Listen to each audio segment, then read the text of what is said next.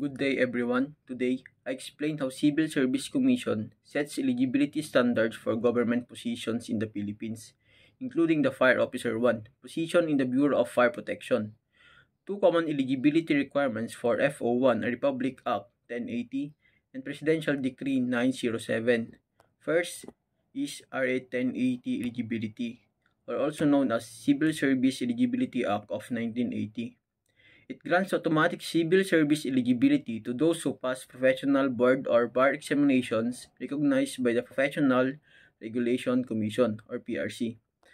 This means that individuals who have successfully completed the requirements for a specific profession, such as engineering, medicine, or law, are automatically considered eligible for government positions that require a second level civil service eligibility.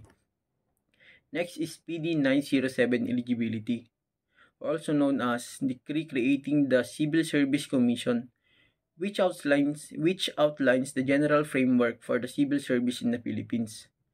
This decree includes provision for special eligibility, such as the honor graduate eligibility. To qualify for honor graduate eligibility, an applicant must have graduated with honors from a recognized institution of learning and must meet other specific requirements set by the CSC. The main difference between RA 1080 and PD 907 eligibility lies in the basis for obtaining eligibility.